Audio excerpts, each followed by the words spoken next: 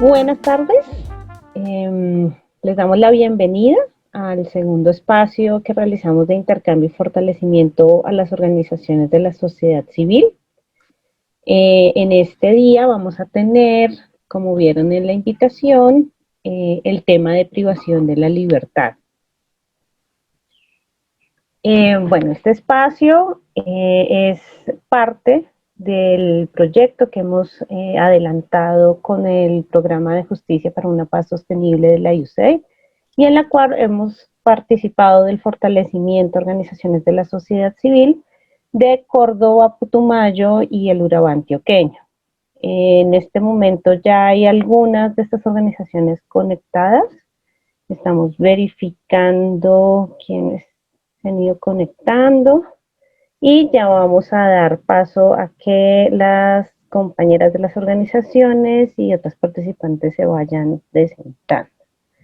Pues lo primero es mi nombre, es Viviana Rodríguez Peña, soy parte del área jurídica de la Corporación Humanas y les acompaño esta tarde como moderadora del espacio en el cual nos van a acompañar también dos personas del equipo técnico, Gabriela Erazo Villota, que es la persona que nos ayuda en la recepción de las preguntas y del chat, que es también una forma de comunicarnos en estas sesiones virtuales, y Gabriel Romo Villota, quien está a cargo de la plataforma, de dar el acceso a la sesión y de la grabación de este evento. En esta oportunidad, la temática central, como lo decía, es la privación de la libertad, con una pregunta muy provocadora que guiará precisamente la presentación de nuestras invitadas, y es si es una respuesta a las violencias contra las mujeres. Esperamos que este sea un espacio para nutrir el ejercicio de acompañamiento y representación que realizamos las organizaciones de la sociedad civil y que nos llene de cuestionamientos que siempre nos permiten mejorar, que nos permiten también tener un punto crítico de nuestro trabajo y en especial contribuir a que realmente podamos llegar a un mundo libre de violencias contra las mujeres. Antes de presentarnos, quiero como que tengamos en cuenta unas reglas para esta sesión virtual. Lo primero es que en el chat, en un momento les vamos a enviar el formulario de asistencia. Recuerden que esto es importante pues para conocer las personas que hemos estado y para acreditar pues la sesión. Y va a estar disponible hasta las 8 de la noche. Si alguien de pronto durante la sesión no puede hacer el formulario, pues tiene como una hora después del cierre de la sesión para esto. Lo segundo es que, bueno, ya hemos visto desde la primera sesión la recomendación de ingresar con nombre, su apellido y la organización a la que pertenecen, eso para guiarnos y también para que las panelistas se puedan guiar de las personas que están participando, aunque ya nos vamos a presentar.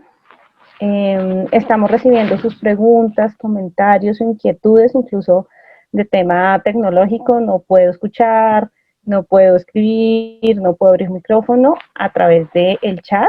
Las preguntas también las pueden publicar ahí o las pueden enviar directamente al chat de Gabriela Erazo, quien va a estar muy pendiente de irlas recopilando para luego podérselas transmitir a nuestras panelistas del día de hoy. El evento lo vamos a grabar, este es un evento cerrado, en principio estamos las personas que tenemos el enlace, pero pues nuestra idea es que otras personas también puedan después, de forma posterior, tener acceso a esta información, entonces por eso lo grabamos y lo publicaremos. En ese sentido, si alguna de las participaciones de las participantes quiere que algo sea borrado, sea omitido del video, se puede realizar en la edición y tendrían que, eso sí, comunicárnoslo en lo posible a través del chat o comunicándose con Humanas para poder tomar nota de ese tema para la edición. Y listo, para dar paso, entonces quisiéramos invitar a las personas que se han ido a hacer una rápida presentación. Entonces voy simplemente a mencionar el nombre que aparece en el registro. Adis Julio, ¿puedes abrir tu micrófono y tu cámara para presentarte?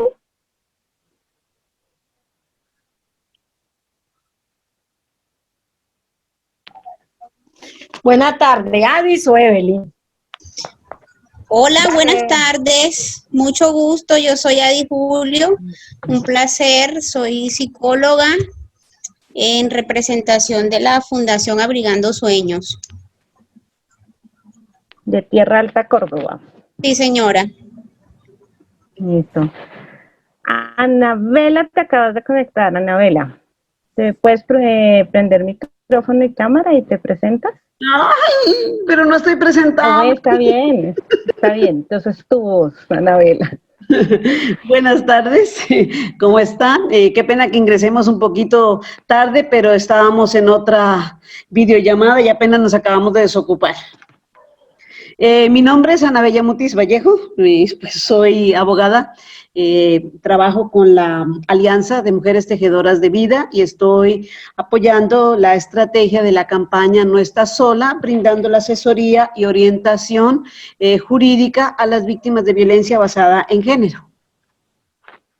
Gracias, Anabella. Gracias. Bueno, entonces para todas pueden solamente activar el micrófono. Nos acompaña también Evelyn Julio, que estabas presentándote. Evelyn Julio, ¿me escuchas? Sí, señora. Buenas tardes, soy Evelyn Janet Julio, del municipio de Chigorodó, tecnóloga en elaboración de proyectos y hago parte de la OSC del Plantón Mujeres del Plantón y me desempeño como gestora social en el proyecto de representación judicial de violencias basadas en género en 9 municipios de la región. Y también está Evelyn Guerrero.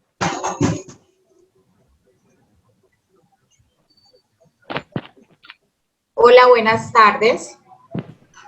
Mi nombre es Evelyn Guerrero, soy psicóloga, pues vengo en representación de la Alianza Departamental de Mujeres Tejedoras de Vida y soy la profesional psicosocial de la campaña No Estás Sola, pues en pro de la prevención de las violencias basadas en género. Gracias. Listo. Y veo a Lady Petro. Sí, muy buenas tardes.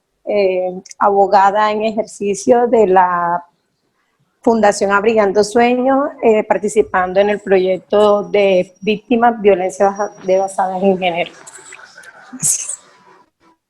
Listo. Bueno, también nos acompaña una invitada que también estará en nuestra siguiente sesión, que es la profesora Elena Hernández. Buenas tardes para todas, un placer estar con ustedes. Yo soy Elena Hernández, soy abogada penalista y docente universitaria y bueno, las estaré acompañando en la próxima sesión. Gracias, profesora. Listo, bueno, y está una participación importante del equipo de humanas. Carla, solo tu micrófono. Ay, solo mi micrófono, perdón. Si quieres. No. No. Pues entonces, pues mucho gusto en estar aquí en este espacio. Mi nombre es Carla Afonso, soy la coordinadora programática de la Corporación Humanas. Y pues tengo mucha curiosidad temática y muchas ganas de estar en este espacio y de conocerlas a todas, aunque sea por los nombres que veo aquí, porque llevo mucho tiempo con este proyecto en el marco del mentoring.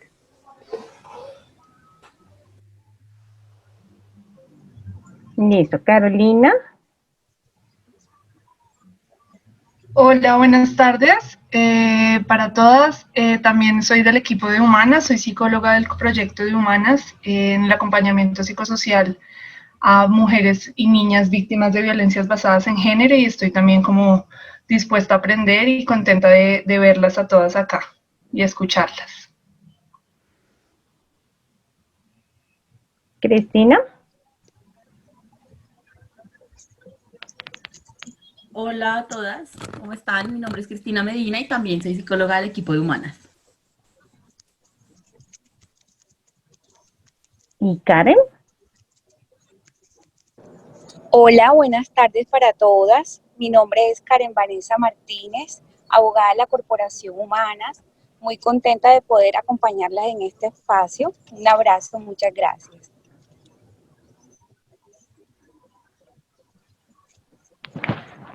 Listo, esta tarde entonces nos acompañan como invitadas panelistas María Fernanda Vargas, que es parte del equipo de Humanas, y una invitada especial, que es Diana Restrepo Rodríguez.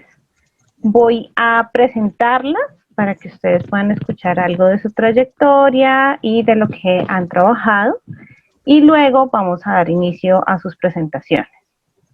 Entonces, bueno, María Fernanda Vargas es abogada feminista de la Universidad Nacional, tiene estudios de maestría en estudios de género de esta misma universidad, es defensora de derechos humanos de las mujeres desde el activismo político, así como en el litigio estratégico de casos que acompaña o representa judicialmente en diferentes tipos de violencia. Trabaja con la Corporación Humanas desde el 2017 y es parte también del colectivo Género y Seguridad, donde adelanta un trabajo muy importante sobre derechos humanos de las mujeres, en particular el tema de acoso sexual en contextos universitarios. Y Diana Restrepo Rodríguez, que es abogada de la Universidad de Antioquia, especialista en Derecho Penal de la Universidad EAFIT y doctora en Ciencias Jurídicas de la Universidad de Modena, Italia. Es abolicionista de la cultura del castigo y anarco-ecofeminista lésbica. Ya ella nos dirá qué significa todo esto. En los últimos 11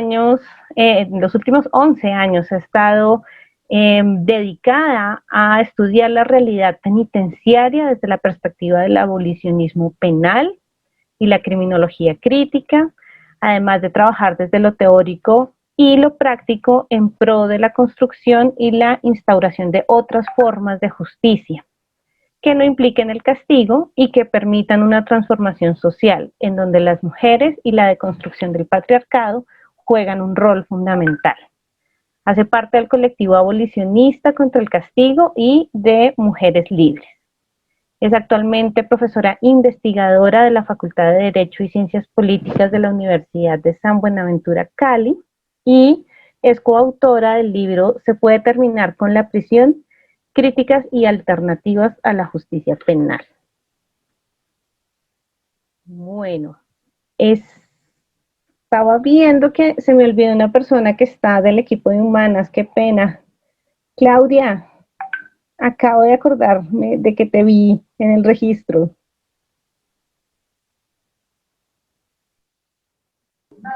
Creo que Claudia se tuvo que desconectar porque está en el otro webinar. Si no alcanzó a estar, quería estar, pero no alcanzó. Bueno, listo. Listo, con esta presentación que nos da una idea de quiénes nos van a hablar, pero que solamente es la idea inicial, seguramente sus presentaciones nos van a comentar mucho más de ellas mismas. Damos paso entonces a María Fernanda Vargas para que nos cuente si la privación de la libertad es una respuesta a las violencias contra las mujeres. María Fernanda, te recuerdo que la presentación tiene 20 minutos y les recordamos a todas que pueden ir haciendo sus preguntas o comentarios también en el chat. María Fernanda, te voy a avisar 10 minutos antes de que, no, 5 minutos antes de que se te acabe el tiempo para que puedas calcular, ¿sí? Y ya le daremos paso a Diana. ¿Listo? Vale, muchas gracias. Buenas tardes para todas. Gracias a ustedes por participar. Es un honor para mí pues poder compartir con Diana el día de hoy y además con las organizaciones de la sociedad civil. Un abrazo especial para Putumayo, para Anabela, con quien hemos tenido conversaciones pues muy interesantes, y para Evelyn. Gracias, muy amable. Gabo, ¿puedes iniciar la presentación, por favor? El objetivo de mi presentación es principalmente otorgar un panorama general sobre la privación de la libertad y sobre cómo esta privación de la libertad la podemos justificar a partir de un enfoque de género donde se reconozca la violencia contra las mujeres no como un mantra que a veces se nos convierte en las violencias basadas en género, sino que podamos identificar algunas pautas para la exigencia de esa privación de la libertad. Entonces vamos a comenzar identificando que la libertad es un derecho fundamental que no solamente está consagrado en la Constitución política, sino que también en el marco jurídico internacional. Y acá señalo el artículo 28 de la Constitución, el cual nos identifica este derecho fundamental a la libertad, y llama la atención sobre que la restricción a esa libertad solamente puede ser autorizada o decretada por la autoridad judicial competente. Más adelante les digo por qué llamo la atención sobre este punto. ¿Puedes poner la siguiente, por favor? Por su parte, la Convención Americana de Derechos Humanos también regula este derecho a la libertad personal. Y aquí algo que yo me preguntaba cuando estaba haciendo esta presentación es que así como nosotras exigimos el cumplimiento de la Convención de Belén do Pará y de la CEDAW, pues asimismo estamos sometidas a o estamos cobijadas por la Convención Americana de Derechos Humanos, que también establece la libertad personal como un derecho y establece dos incisos que a mí me parecieron interesantes mencionar acá. Uno, el principio de legalidad para poder restringir el derecho a la libertad, y por otro lado, cuáles son los límites o los condicionamientos para poder asegurar o para que la privación de la libertad esté bajo los mandatos legales. Siguiente, por favor. Bueno, otra cosa que también es importante de la imagen anterior es que, por supuesto, y esto siento que está muy sobra decirlo, pero es importante también mencionarlo, que el artículo 94 de la Constitución Política hace que esta Convención Americana pues entre dentro del bloque de constitucionalidad. Y también voy a intentar ir un poquito despacio, puesto que veo que hay varias psicólogas en el grupo y, digamos, estos debates pueden ser muy cotidianos para los que somos abogadas. Por eso voy a intentar explicar a qué se refiere el bloque de constitucionalidad, que es básicamente que los tratados y convenciones internacionales que tratan sobre derechos humanos tienen la misma fuerza vinculante que la Constitución política.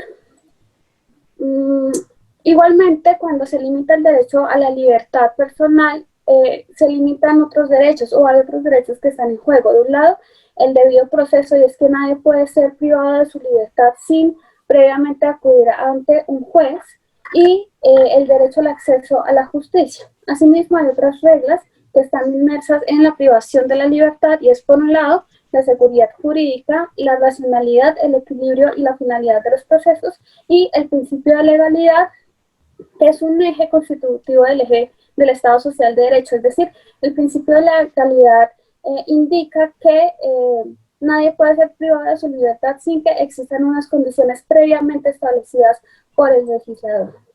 Podemos pasar a la siguiente.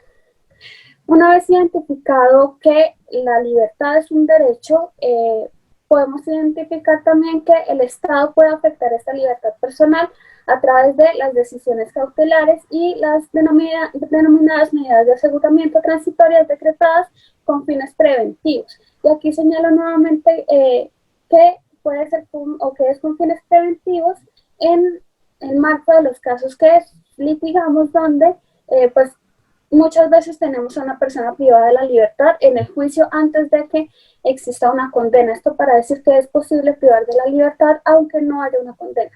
Podemos pasar a la siguiente. Por su parte, hay unos límites constitucionales sobre las medidas de aseguramiento, y los vamos a identificar en dos lugares. Por un lado, hay unos límites formales, uno que tiene que ver con la reserva de ley y otro con la reserva judicial, y aquí es donde yo quería llamar la atención. Toda vez que en los incidentes de incumplimiento de las medidas de protección, algunos comisarios de familia nos han preguntado a la Corporación Humanas cómo hacen para ordenar la medida privativa de la libertad. Y aquí algo que va a ser fundamental, y es que el legislador solamente otorgó la posibilidad de privar de la libertad a los jueces. Es decir, los comisarios de familia no pueden automáticamente privar de la libertad, sino que ellos tienen que solicitar que se decrete la medida privativa de la libertad a un juez de control de garantías o a un juez de familia. Y esto porque sí siento que en repetidas ocasiones nos han preguntado cómo hago para que sea el comisario o los comisarios que nos han preguntado cómo hacen esa privación de la libertad, y es que de ninguna manera una autoridad administrativa puede ejercer esta privación de la libertad. Y por su lado, también están unos límites sustanciales para la privación de la libertad. ¿Cuáles son estos? La estricta legalidad que impone el legislador, la redacción de figuras punibles y sanciones claras, precisas e inequívocas que proporcionen seguridad al ciudadano. La excepcionalidad, en el entendido que las medidas privativas son preventivas y su imposición está sujeta a precisas justificaciones y solamente nuevamente se pueden decretar de manera excepcional. Y cuando digo que hay unas justificaciones precisas, estas se encuentran tanto en la ley, pero también en nuestro ejercicio de litigio, esas limitaciones o esas justificaciones tienen que tener un asidero argumentativo para poder solicitarlas. Es decir, no vale la mera mención a que es un delito grave o que estamos hablando de violencias contra las mujeres, sino que tenemos que justificar por qué estamos solicitando esa medida privativa de la libertad, y más adelante voy a entrar al detalle con esto. Por último, la proporcionalidad y la necesidad de la medida preventiva o privativa de la libertad. Y es que en ese sentido el legislador recurre a ellos porque busca preservar unos fines importantes o unos fines constitucionales para el Estado, y con frecuencia lo que se busca con la proporcionalidad y la necesidad es que esta privación de la libertad busca proteger los derechos de otras personas, y la garantía a estas limitaciones van a ser justamente esto, van a ser el límite que consiste en el derecho de la otra persona. Y más adelante nuevamente voy a indicar en esto. Los requisitos para la privación de la libertad los encontramos en el artículo 308 del Código de Procedimiento Penal, son 3. Cuando sea necesaria la medida para impedir la obstrucción a la justicia, cuando haya un peligro para la sociedad o la víctima, y cuando sea posible o probable que el agresor no comparezca al proceso o no comparezca a cumplir la sentencia. Tenemos resaltado el peligro para la sociedad y la víctima, o la víctima, porque en esto es en lo que nos vamos a enfocar el día de hoy, incorporando el enfoque de género. Podemos poner la siguiente, por favor. Y acá también me surgen nuevas preguntas en el ejercicio jurídico, y es que me pregunto yo constantemente, ¿cómo hago para que la sentencia, o cómo hago para que las decisiones en el marco del proceso incorporen este enfoque de género? Yo creo que pues muchas veces, como nosotras conocemos cuáles son los argumentos, pero también hacer ese traslado para que un juez o para que un fiscal los pueda poner de presentes, pues se me hace un poco difícil. Por eso quiero resaltar aquí que la adopción del enfoque de género no es optativa para los funcionarios judiciales, y que la Corte Constitucional ya ha señalado que en tratándose de violencia intrafamiliar o violencia sexual, obligatoriamente los funcionarios o los operadores judiciales deben incorporar los criterios de género para resolver y para solucionar los casos. Y me llama la atención cómo la Corte además es muy clara en decir, no es optativo, es obligatorio, no es si quiere o no quiere, sino que debe hacerlo, y especialmente en estos dos tipos de delitos. ¿Podemos poner la siguiente, por favor? Ahora voy a andar en la necesidad y la proporcionalidad de la medida privativa de la libertad, y es que para que podamos hablar de una proporcionalidad tenemos que identificar la existencia de beneficios o bienes jurídicos superiores o fines constitucionales que permitan razonablemente limitar la libertad personal. Y esto va a ser una pauta toda vez que es lo que va a permitir alcanzar ese fin propuesto tanto constitucionalmente como aquellas que se encuentran en el bloque de constitucionalidad. Por último, el análisis de la necesidad debe conducir a evidenciar más exactamente si la medida restrictiva es indispensable para obtener un bien de relevancia constitucional. Vamos, por lo que veo me va a sobrar tiempo. Vamos a ver entonces dónde podemos encontrar esos fines constitucionales.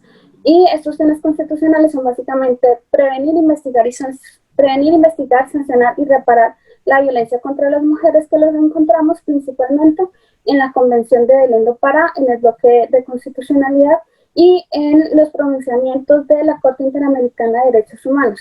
Algo que resalto es que la Corte Constitucional, mediante la sentencia C-469 de 2019, de 2016, identificó que no solamente son vinculantes lo que se establece en la Convención Americana de Derechos Humanos, sino que también los pronunciamientos de la Corte Interamericana de Derechos Humanos van a ser vinculantes para el Estado colombiano. Cuando habla de la Comisión Interamericana, dice son criterios de interpretación, pero para hablar pero sí identifica que aquellos pronunciamientos de la Corte son plenamente vinculantes para el Estado colombiano.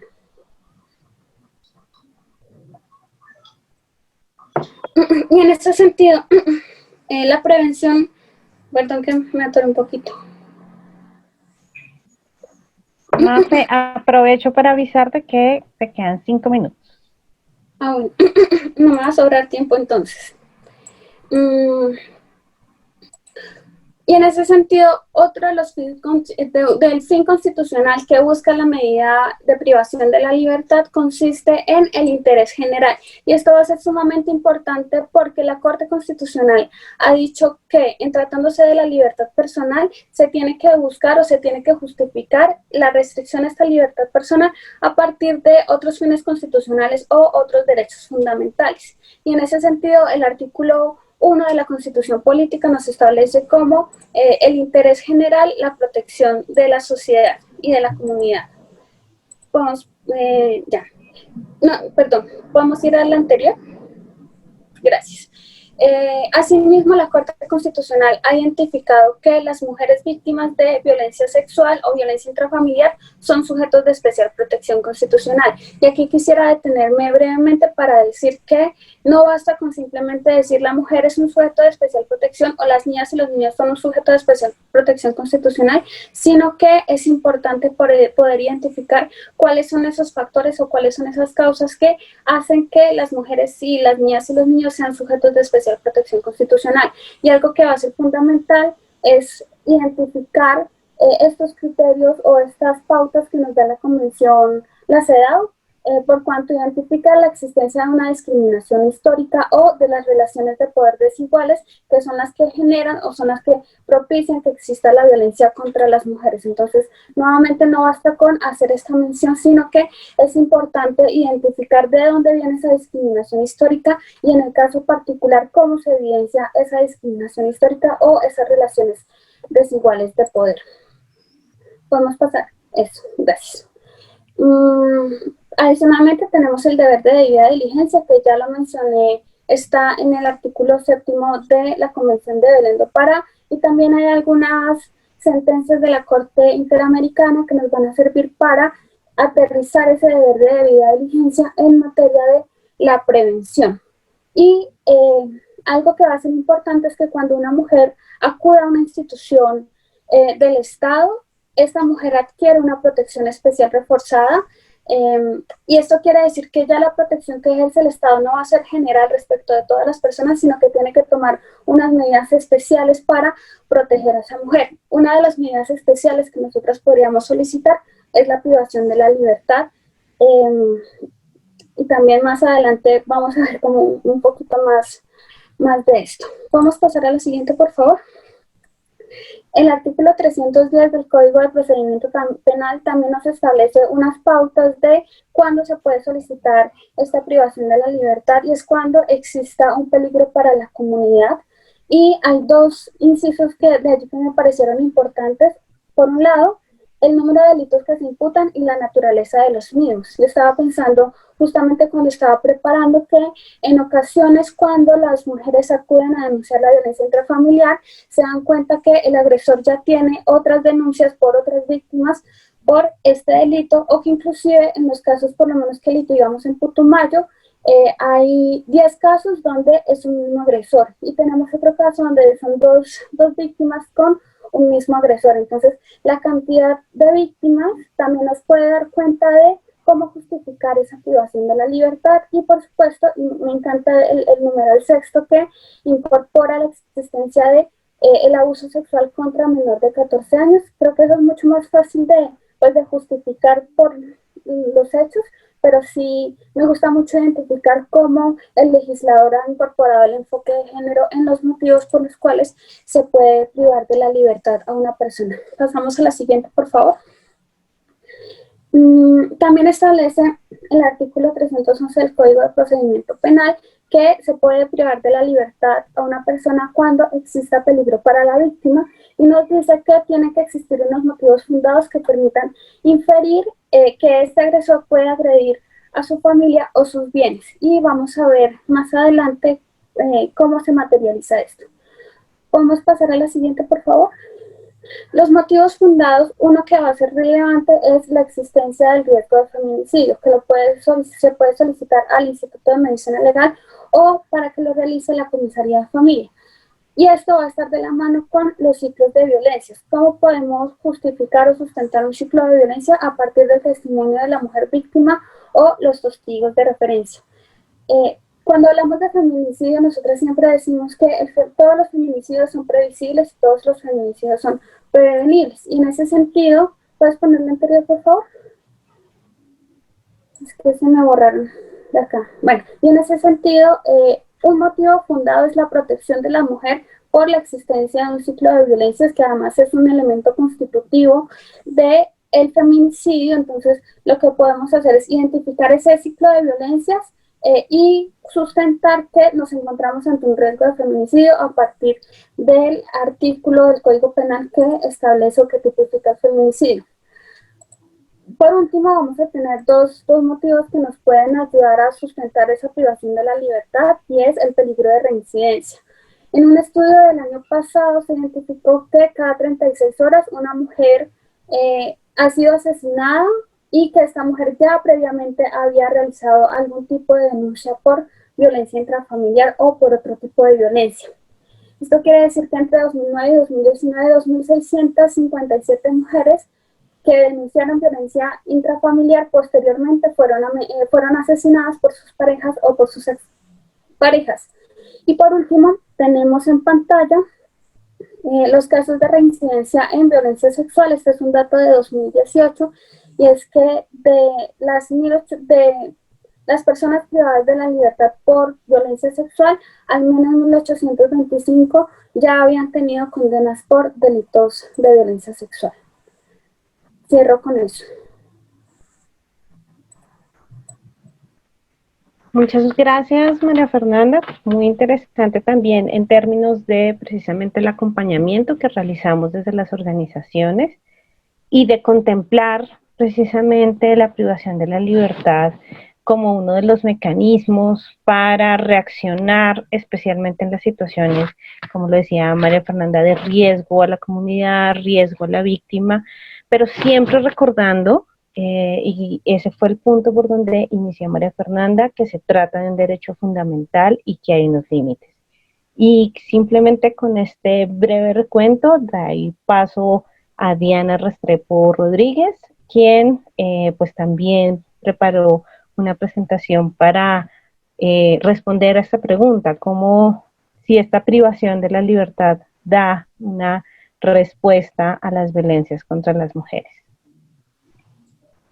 Gracias, Viviana. ¿Ahí están viendo la pantalla que estoy compartiendo? Sí, ya la vemos. Bueno, primero, en primer lugar, pues antes de, y de hecho lo voy a dejar de presentar, era solo para verificar mientras me ubico. Le doy las gracias a Humanas, siempre es un placer trabajar con todas las personas de Humanas.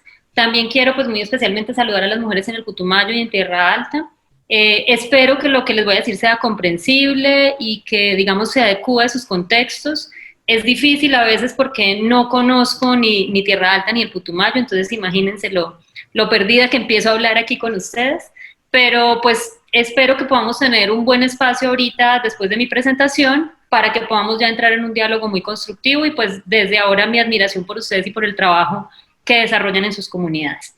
Eso es lo primero. Lo segundo es que Viviana me dejó con una tarea, y es explicarles qué es eso de anarcoecofeminista lésbica. Entonces, muy brevemente, para que entiendan mi presentación, anarcos porque me considero anarquista, es decir, mi perspectiva política es la de considerar que la sociedad debería organizarse a partir de principios como la ayuda mutua, la solidaridad, el no sometimiento de nadie a nadie, la no existencia del Estado, por ende, y también la creación de autonomías plenas. Esa, digamos, como mi sueño político. Eco, porque, pues, por ecologista, pero un ecologismo basado o vinculado al feminismo, en cuanto que comprendo que una de las manifestaciones del patriarcado es el ecocidio, o sea, todo la matanza de lo que es el equilibrio de la naturaleza y cómo el respeto de todo lo que tiene vida y de la armonía en la naturaleza incluye también la armonía en las relaciones sociales, así que no divido ambas perspectivas, y lésbica porque entiendo y vivo el lesbianismo pues más allá de como una orientación sexual, como una postura política, en el sentido de no querer colaborar con los hombres, ni siquiera en términos de brindarles, digamos, mis servicios sexuales, hasta tanto los hombres no se repiensen y no se construyan de una manera muy diferente que nos permita relacionarnos de manera equitativa o igualitaria. Entonces, ahí les explico un poco ese nombre, pero en lo que me voy a centrar ahora pues es en el tema para el que me invitaron a hablar, y esta primera diapositiva un poco ya les empieza a adelantar cuál es mi postura. También me presentaron como abolicionista de la cultura del castigo y por ende pues en principio no estoy de acuerdo con la prisión, pero eso no quiere decir que yo les vaya a hablar estos 15 minutos que creo que me quedan de por qué no usar la detención preventiva, porque esto es lo peor. No, es una postura un poco más estratégica, que es la que quiero tratar de presentarles. Pero un poco, esta imagen sí refleja mi pensamiento y es la prisión siempre va a implicar una carga por un lado o por otro para las mujeres. Entonces, cuando estamos hablando de prisión, sea una condena o sea detención preventiva, tenemos que tener mucho cuidado porque incluso cuando usamos los mecanismos del derecho penal para protegernos de los hombres o en cualquier otra situación, tenemos que tener mucho cuidado porque el sistema penal, en mi opinión y en mi experiencia, está diseñado sobre todo en contra de nosotras y como un instrumento del patriarcado. Entonces, empiezo un poco retomando también lo que decía María Fernanda, y es ¿cuál detención preventiva? ¿No? Si hablamos de detención preventiva, nos tenemos que ubicar en esa detención preventiva de la que hablaba María Fernanda, y es una detención preventiva respetuosa de las garantías de las personas, de todas, también de las personas que han cometido delitos, también de los hombres agresores, y esto es muy importante entenderlo porque el poder punitivo es el instrumento más fuerte que tiene el Estado, ¿sí? El Estado tiene mucho poder y lo representa así de manera más cruda, más asquerosa, diría yo, con el derecho penal, porque agarra el cuerpo de la persona, lo traslada a una prisión y allí no solo le priva de la libertad, sino que le hace sufrir muchísimas cosas, porque nuestras prisiones, no podemos olvidarlo, implican la existencia de condiciones de vida indigna, el irrespeto de muchísimos derechos, empezando por la salud, como se ha evidenciado durante la pandemia. Entonces, por eso tenemos que tener mucho cuidado cuando hablamos de la prisión. Entonces, si seguimos en esa línea de cuál detención preventiva, pues sería una que respete las garantías. Y ahí resalto solo un punto del que ya habló María Fernanda, y es la finalidad de la detención preventiva. Porque cuando hablamos de detención preventiva, partimos de la idea de que vamos a meter a prisión. Teóricamente, las personas en detención preventiva van a unos lugares distintos a los de las personas condenadas, donde estarían un poco mejor, pero eso no es real. En nuestro sistema colombiano real, las personas que son privadas de la libertad bajo la modalidad de detención preventiva van al mismo lugar que las personas condenadas. Y esto ya de entrada vulnera el principio de presunción de inocencia, porque no es cierto que el Estado, digamos, garantice unas medidas especiales para una persona que legalmente se presume a un inocente. Entonces, me quiero centrar en las finalidades de la detención preventiva que se justifican en estos tres motivos: o la obstrucción de la justicia, o el peligro para la sociedad o la víctima, o la probabilidad de fuga. Y le puse una estrellita aquí a la del medio, porque es la que nos involucra más, digamos, como defensoras de los derechos de las mujeres. ¿Por qué pediríamos en nuestras actividades una detención preventiva? Porque hay un peligro para la víctima, para la mujer que ha sufrido o que está amenazada de sufrir una violencia, y en ese caso, digamos que estaría justificado en términos legales la detención preventiva. Sin embargo, yo quiero ir más allá. María Fernanda ya nos expuso todos esos aspectos legales y podremos profundizar en la medida en que ustedes necesiten alguna información al respecto, Pero yo quisiera entonces pensarlo en términos un poco más, en mi opinión, estructurales. Y por eso quiero llamar la atención en que cuando una garantía penal se vulnera en un ámbito, o sea, si no tenemos mucho cuidado en cómo aplicamos la detención preventiva, eso se va a seguir vulnerando en otros. Es decir, en Colombia la realidad es que la detención preventiva es muy fácil obtenerla, muy fácil entre comillas. Me imagino que ustedes habrán conocido casos donde no la obtienen, porque por supuesto el derecho penal, al ser un instrumento político, también se guía por motivaciones políticas. Entonces, por supuesto, si ustedes van a pedir una detención preventiva contra alguien muy poderoso, pues es muy probable que se las nieguen, ¿no? Pero lo que quiero llamar la atención es, si decimos, vamos a usar la detención preventiva como ese instrumento que nos va a permitir proteger a la mujer, y olvidémonos de las garantías, puede que eso proteja a algunas mujeres, pero va a terminar afectando a otras. Porque el derecho penal también ataca a las mujeres. También hay muchas mujeres en prisión y la tasa en que las mujeres van sufriendo la cárcel cada vez es más alta. Piensen ustedes que si seguimos como vamos, se calcula que en unos 20 años en las prisiones colombianas va a haber más mujeres que hombres. Es decir, el crecimiento, la tasa de crecimiento de las mujeres que están siendo encarceladas es muy alto y muchas de ellas con la figura de la detención preventiva. Por eso tenemos que ser cuidadosas. Vamos a usar esa figura si lo requerimos, pero tenemos que tener mucho cuidado de siempre respetar las garantías, como nos decía María Fernanda. Hay además otras medidas. Nuestro Código de Procedimiento Penal establece que la detención preventiva es una medida que debería ser excepcional, ¿sí? Solo en esos casos más fuertes de mayor peligro. Pero hay dentro del catálogo de medidas que trae nuestra legislación otra medida que podría ser útil, pero que tiene muchos problemas, y sería la orden de alejamiento con vigilancia electrónica. ¿Por qué digo que podría ser útil? Porque si pensamos en el riesgo real que corren las mujeres ante las violencias machistas, generalmente una orden de alejamiento sin vigilancia electrónica no va a servir. ¿Quién va a controlar eso? Nadie. Pero con vigilancia electrónica sería técnicamente fácil de controlar. Esto es posible, esto ya está contemplado en nuestra legislación, se puede solicitar en los procesos que se tienen. ¿Cuál es el problema y dónde creo yo que las organizaciones deberían también hacer fuerza para que el Estado financie esto? En el costo. Generalmente cuando se solicita una vigilancia electrónica, lo que se responde es que no hay dinero, porque el aparatico que le ponen las manillas o los brazaletes en el brazo o en el pie son costosos, valen alrededor de $1 millón de pesos. Entonces, si bien este es un instrumento bastante efectivo, en otros países se ha mostrado efectivo para la protección de la mujer mientras la persona es procesada, mientras es juzgada, aquí en Colombia generalmente dicen no hay dinero para eso, a menos que usted lo pueda pagar. Y claro, pues las víctimas generalmente no tienen ese dinero y los ofensores muchas veces tampoco, así que la figura se pierde un poco. Pero es una figura que ya existe, que vulnera menos los derechos fundamentales de la persona ofensora, y que también serviría para proteger de algún modo a las mujeres. Sin embargo, yo quiero también aquí dejarles algunas preguntas para que ahorita podamos debatir en torno a la detención preventiva, y es, ¿qué se logra realmente? Es decir, más allá de las dificultades que haya cuando solicitamos o esperamos que se dé una medida de aseguramiento de detención preventiva, cuando se consigue esa detención preventiva, ¿qué se logra? Eso sí promueve y en qué medida, cómo los derechos de la mujer, su empoderamiento, previene realmente las agresiones a la mujer, ¿sí? Atiende en verdad las necesidades de las víctimas. No estoy diciendo que la detención preventiva no sirva para nada, pues yo soy consciente, hay una mujer que está en riesgo y si el ofensor es privado de la libertad, por lo menos por un tiempo, por lo menos por ese tiempo, digamos, esa mujer tiene un respiro, puede ubicarse, pero eso es algo muy limitado. ¿Por qué? Y aquí les quiero llamar la atención sobre algunos aspectos a tener en cuenta.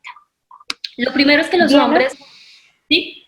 Te informo que te quedan aproximadamente 8 minutos y a las participantes recordarles que estamos en el chat esperando sus preguntas, ambas panelistas, puede ser por el chat general o directamente a Gabriela Erazo. ¿Listo? Entonces, lo que yo quiero llamar la atención para que piensen un poco esas preguntas es, tengamos en cuenta que los hombres, a diferencia de lo que suele pasar con las mujeres, cuentan con muchas redes de apoyo.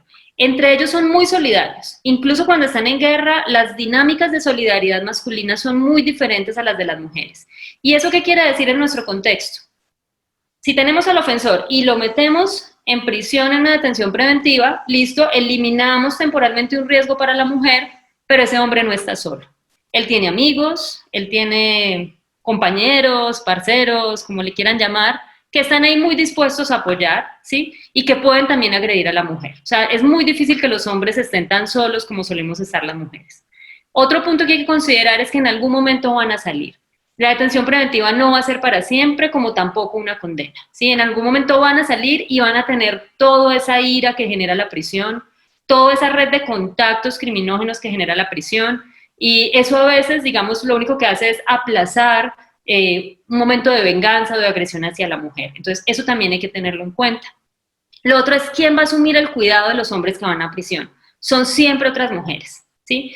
Puede ser un ofensor, puede que no sintamos mucha empatía por él, pero ese hombre tiene un montón de mujeres que por uno u otro motivo no se entiende muy bien a veces por qué lo quieren. Su mamá, su hermana, sus hijas, y lo van a apoyar y van a sufrir también los efectos de la prisión. Entonces, si pensamos esto como una visión feminista, tenemos que pensar no solo, también obviamente en esa mujer que está sufriendo esa agresión, pero también en todas las otras mujeres. Ahora, si la mujer depende económicamente del hombre que le agrede, ¿sí? Y eso es muchas veces un motivo que me imagino que ustedes conocen para que no se denuncie. Pues la mujer obviamente cuando el hombre es privado de la libertad queda en una situación económica de muchísima vulnerabilidad y la figura de la detención preventiva no resuelve nada de esto. No hay, imagínense ustedes que tenga por ejemplo ya una cuota alimentaria que pasar, pensemos en el caso en que ya se hayan separado, ese hombre inmediatamente cuando acude a prisión pierde la obligación de esa asistencia alimentaria y por ende la mujer económicamente queda abandonada. Y para las mujeres que han experimentado la prisión, porque hayan ingresado a prisión o porque tengan familiares que hayan ido a prisión, o para las mujeres que emocionalmente siguen vinculadas al agresor, y esto me imagino que ustedes también lo han vivido mucho, es muy frecuente, mujeres que a pesar de ser agredidas siguen, entre comillas, queriendo a su agresor, la amenaza de que ese ofensor vaya a ir a prisión, ¿sí?, es un motivo para no denunciar. Entonces, a veces esa figura que tenemos ahí como de amenaza y de cuidadito que lo podemos llevar en detención preventiva, genera un efecto contrario al que queremos y es que las mujeres no denuncien, se queden calladas y pues eso muchas veces termina en ciertas agresiones que van escalando y que terminan desafortunadamente en feminicidios. Estos son solo algunos puntos a tener en cuenta. Y por eso quiero, pues aquí muy rápidamente para terminar, hablar de algunas posibles alternativas. Pues no puedo aquí abordarlo a fondo y eso tiene que ser una construcción colectiva y de cada comunidad, por supuesto, atendiendo a las necesidades de cada comunidad, pero hay algunas experiencias que nos pueden ayudar a pensar en alternativas. Las casas refugio, que ahorita voy a profundizar, una intervención de policía, pero una policía diferente. ¿Sí? Estoy hablando de cambios, no de lo que tenemos ahora. La idea de la policía es una idea de protección ciudadana, y si se volviera eso una policía cercana a la comunidad, que realmente defienda a la comunidad y no pues la policía que tenemos, podría utilizarse la figura del arresto, ¿sí? Un arresto de 1 o 2 días, para contener la situación de agresión, darle tiempo a la mujer de buscar protección, y esto no vulneraría tanto los derechos de la persona ofensora. Ahora, los mecanismos de justicia restaurativa son muy útiles, pero ojo, no nos sirven para la contención. ¿A qué me refiero con la contención? Cuando una mujer está en un momento de peligro, bajo la amenaza de una agresión importante, no hay lugar para la justicia restaurativa, para el diálogo, no, eso viene después. Por eso nos sirven mucho más las casas refugio o medidas de protección inmediata, mientras luego se pasa a otros mecanismos que podrían funcionar como la justicia restaurativa. Y por supuesto lo que hay en el fondo, la construcción de otra cultura diferente. Una cultura donde haya prevención del surgimiento de ofensores. Eso pasa obviamente por estrategias, por muchas estrategias, aquí menciono solo algunas, como la prevención del abuso sexual infantil. Sabemos el vínculo tan fuerte que hay entre algunos agresores y la vivencia de abuso sexual infantil que tuvieron. La eliminación de la hipermasculinización infantil, que es un fenómeno bien importante, bien interesante, que se da incluso por los medios de comunicación, por los videojuegos, por las caricaturas que ven los niños y que generan en el futuro agresiones a las mujeres. La educación en equidad, también la reconstrucción de masculinidad y alivio de traumas, que desde mi postura es una tarea que corresponde a los hombres, y el empoderamiento de las mujeres. Aprender a ser solas, es decir, eliminar la idea de que las mujeres tenemos que estar con una pareja, del sexo que sea, y eliminar también una cultura que ahorita No sé si en sus comunidades, hablo por ejemplo de contextos que conozco, como Cali, como Medellín, es esa cultura del ideal de la mantenida, ¿sí? Más allá del estrato socioeconómico, de las posibilidades de educación, se empieza a generar en el país una cultura muy fuerte de quiero encontrar un hombre que me mantenga y me dé una buena vida. Y ese tipo de cultura son, digamos, una base muy peligrosa para las agresiones a las mujeres. Ahora, solamente, creo que me quedan como 2 minutos, si no calculo mal, pero aquí estoy haciendo una cita que la voy a pasar, me imagino que luego les van a hacer llegar esas diapositivas, y es profundizar un poquito sobre el tema de las casas de acogida. ¿Por qué? Porque de lo que he visto, creo que es uno de los métodos más eficaces para la protección de las mujeres y creo que podría, digamos, hacerse más fuerza en este mecanismo que en la atención preventiva. No les estoy diciendo de nuevo, no usen la atención preventiva. Cuando hay que usarla, pues cuando no tenemos más opción, está bien, pero no perdamos el horizonte. La atención preventiva nos puede ayudar en algún momento puntual, pero nos trae muchos problemas.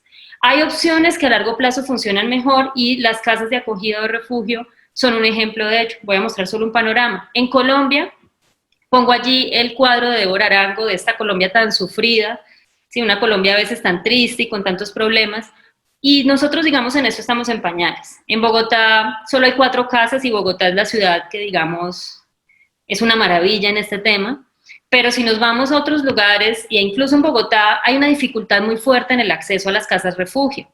¿Sí? Ahí en la diapositiva aparece lo que sale en la página oficial de la Alcaldía de Bogotá, de la Secretaría de la Mujer, y es, hay que ser mayor de edad, bueno, víctima de violencia, pero hay un problema y es que se debe contar con una medida de protección expedida por las autoridades. Es decir, si usted previamente no acudió a las instituciones, no le dieron esa medida de protección, de malas. Usted no puede acceder a estos servicios. Y eso es una limitante muy, muy grave, porque hay mujeres que no quieren acceder a esos servicios, que no quieren denunciar, y eso tiene que ser respetado. Y no podemos decir, no la protejo si no denuncia, porque la denuncia debería ser algo, digamos, es una opción. Y finalmente deja a muchas mujeres por fuera y retarda el proceso.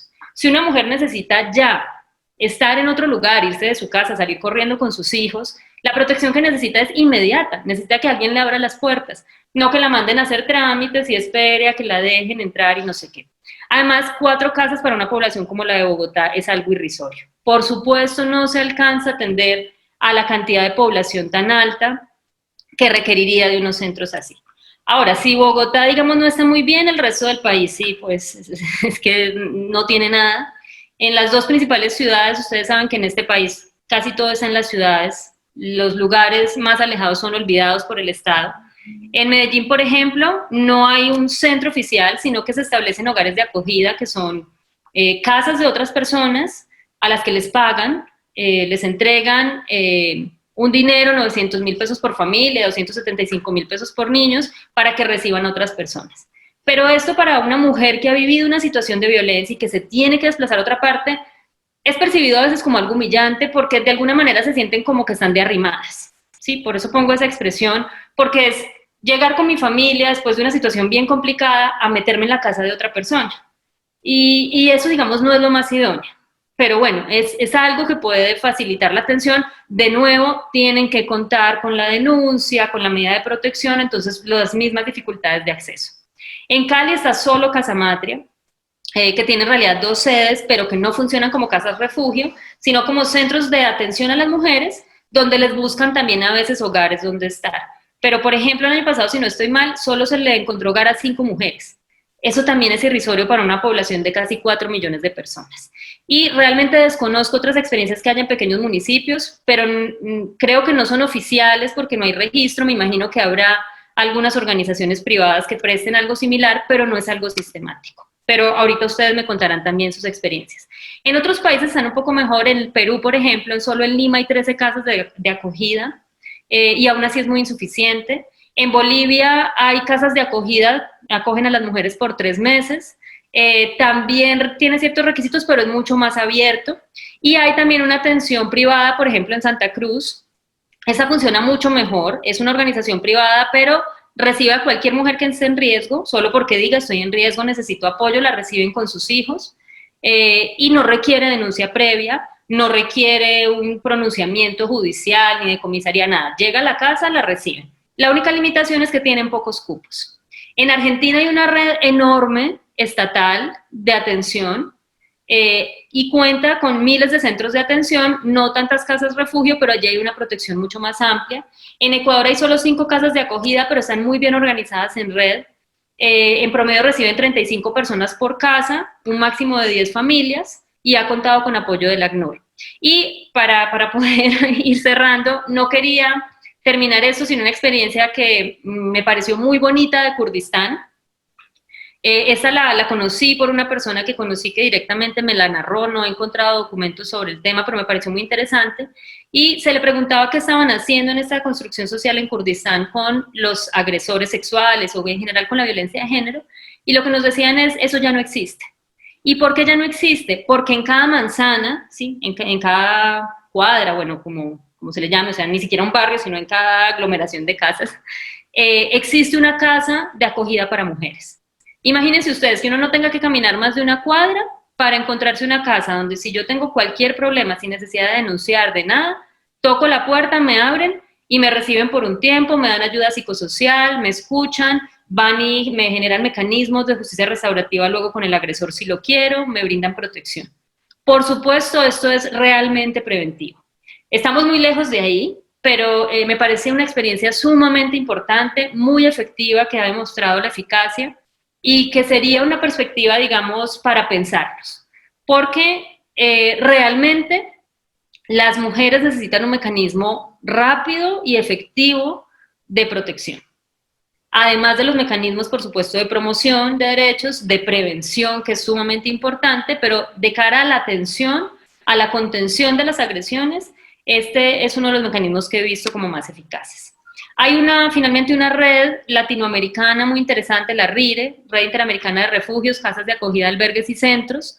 Hay países aliados, si ustedes miran allí la lista de países, Colombia no está todavía, pero tienen una propuesta muy interesante, es algo pues que se viene construyendo en los últimos años. Tienen una propuesta de una red mundial, ¿por qué? Porque las mujeres vivimos situaciones de violencia similares en todo el mundo. Por diferentes que sean los países y las culturas, la violencia patriarcal es similar, en distintos niveles, por supuesto, pero tiene los mismos mecanismos y por eso nos podemos ayudar mucho con estas propuestas en red y pues, digamos, es una realidad actual del mundo globalizado, la necesidad de trabajar en red. Entonces es una organización bien interesante también que se puede explorar. Y finalmente, pues les trae esta diapositiva con algunas preguntas, tratando de estimular el debate con ustedes, y es pues preguntarnos qué tan efectiva es la detención preventiva, qué beneficios nos trae cuando se presenta, qué costos nos genera también, qué alternativas hay, y finalmente lo que sería pues mi propuesta es, seamos radicales en lo cultural, es decir, no creamos que la prisión nos va a generar cosas positivas, porque la prisión es un fruto del patriarcado y se la inventó el Estado y se la inventaron los hombres y se utiliza sobre todo contra las mujeres, eso sería otro tema de otra charla, y no ser radicales en lo político. ¿En qué sentido? En que a pesar de que, por ejemplo, yo piense eso y las quiero invitar a pensar eso, no les estoy diciendo dejen de usar el derecho, no denuncien, no acudan a la detención preventiva. No, porque nuestra posición es tan vulnerable como mujeres, tenemos tanto en contra que tenemos que usar todo lo que se nos atraviese. Y si una de las medidas que tenemos para proteger a algunas mujeres en algún momento determinado es tristemente acudir a la detención preventiva, pues yo diré con tristeza personalmente, hágalo, busque que a ese hombre lo detengan, pero no se lo crea. ¿Sí? No crea que a ella le solucionaron todo, no se olvide de todos los problemas que eso le trae, no se olvide de las mujeres que van a estar afectadas por la prisión de ese hombre y que a la larga la mujer sigue estando vulnerable. Entonces, podemos actuar así, pero tenemos que ir pensando a largo plazo cómo podríamos estar mejor. Esa es mi propuesta y bueno, espero no haberme pasado mucho del tiempo. Muchas gracias, Diana. Muy interesante también las preguntas que nos realizas. Hemos recibido algunas preguntas, pero de nuevo pues las invitamos a que nos puedan hacer todas las preguntas que pues les han surgido de estas dos presentaciones. También a los comentarios, Diana invita como también a que comentemos un poco sus preguntas. Entonces, bueno, estamos como atentas al chat. La dinámica es que podamos tomarnos 5 minutos de receso para levantarnos, para ir por un café, para hacer otro tipo de necesidades. Mientras nosotras organizamos un poco las preguntas, recibimos más preguntas de parte de las participantes y ya nos vemos entonces en 5 minutos.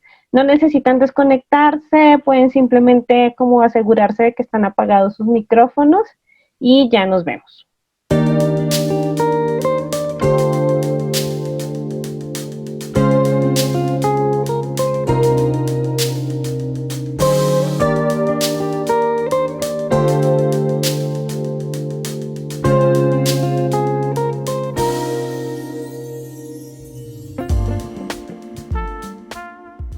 Listo, ya estamos entonces de regreso.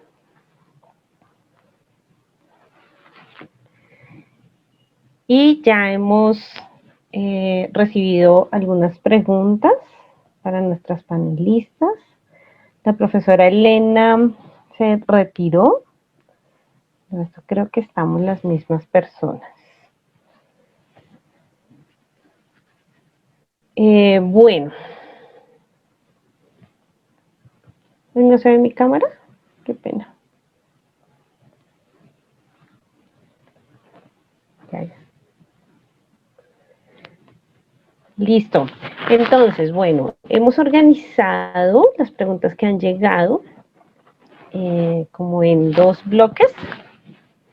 Bueno, el primer bloque creo que es también esta alternativa que Diana tú nos presentas acerca de considerar otras medidas y cómo ver esta medida que nos propones de la orden de alejamiento con vigilancia electrónica en determinadas situaciones. Entonces, nos piden como que nos cuentes más de cómo ves esta medida, por ejemplo, cuando estamos en zonas rurales, entendiendo que es la mayor parte además de nuestro territorio nacional.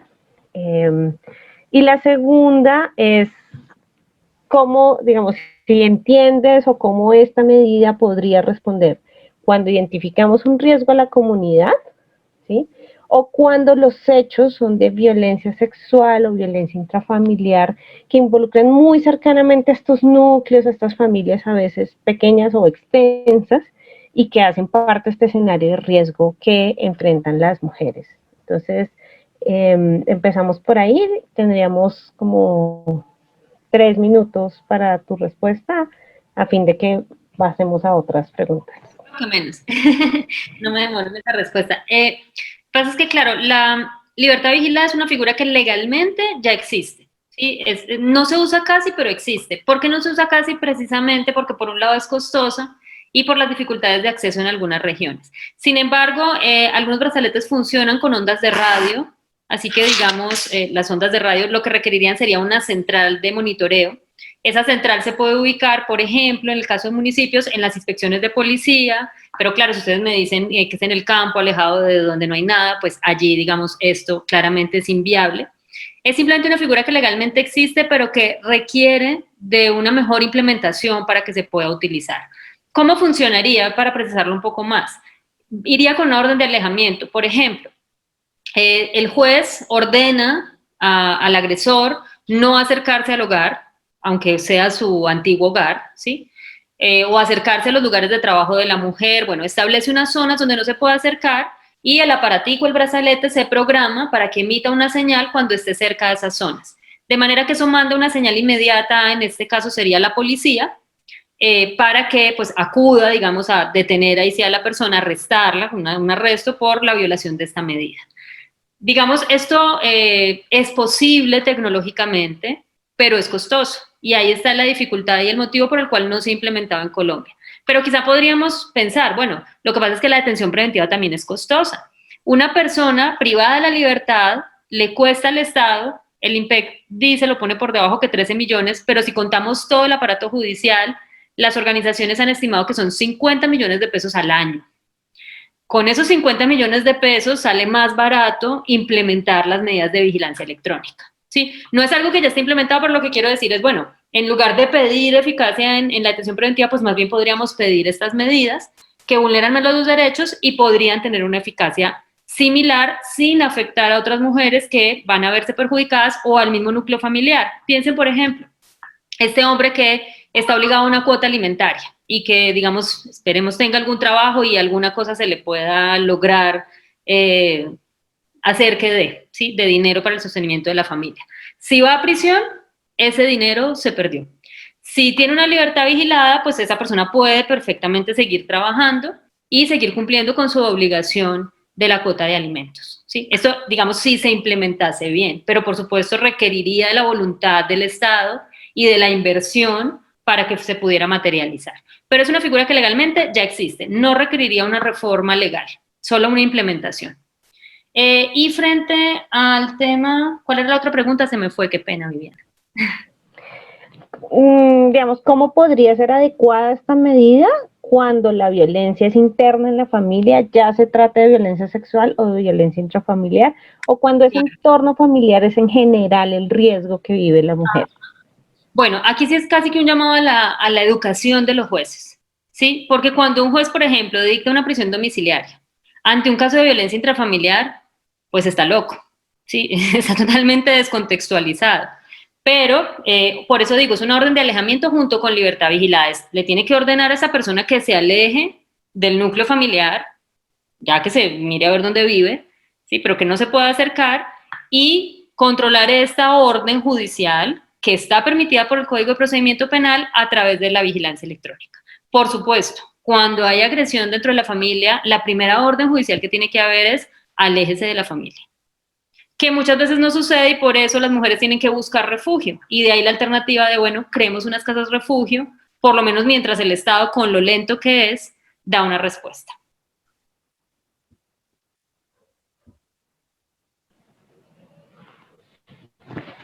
Bien, gracias, Diana.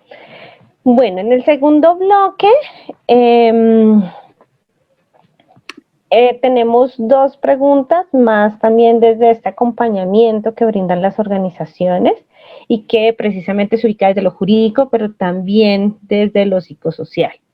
Y en ese sentido, entonces, nos preguntan como, ¿qué alternativas hay para acompañar a las mujeres cuyo deseo sí es la detención o el castigo para sus agresores como parte de una primera etapa del duelo?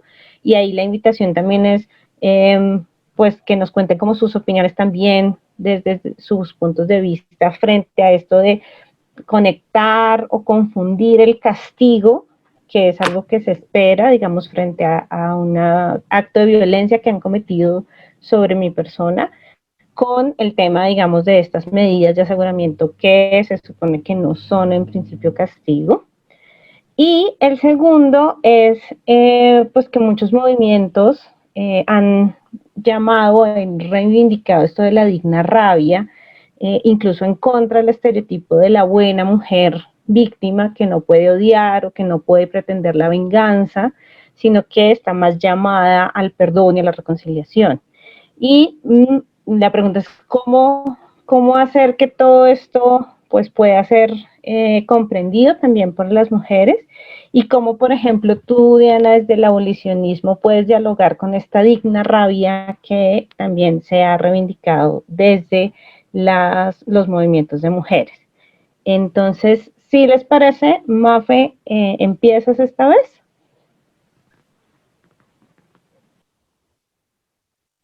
Sí, estaba anotando las respuestas para que no se me olvide. Cuando hablamos de las medidas de protección y cuando hablamos del incidente de incumplimiento frente a las medidas de protección en materia de comisarías de familia, lo que decimos es que el incidente de incumplimiento no solamente es visto, o sea, no solamente puede ser un castigo para el agresor, sino que también es una forma de otorgarle seguridad a las mujeres. Y cuando hablamos de seguridad, lo hablamos en tres dimensiones: seguridad física, jurídica y psicológica. Y en efecto hay mujeres que se sienten mucho más aliviadas si saben que su agresor está privado de la libertad, porque aunque tengan estas otras redes de apoyo, que también ha pasado muchas veces que los agresores le dicen, bueno, yo no tengo que hacerle nada a usted porque yo tengo amigos que me lo hacen.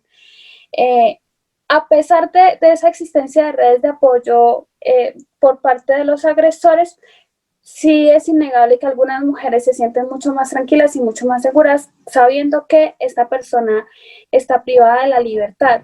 Y sobre el acompañamiento jurídico también ha sido un debate que hemos tenido en Humanas, porque muchas de las mujeres piden que les den la condena más alta, que pase 1000 años en la cárcel, y la estrategia que nosotras hemos incorporado es reconocer cuáles son las ganancias, aunque las penas no sean las de 100 años que algunas ocasiones esperan las mujeres. En un caso de feminicidio, por ejemplo, la primera ganancia jurídica que tuvimos fue que inicialmente el delito se estaba conociendo como homicidio agravado por el hecho de ser mujer.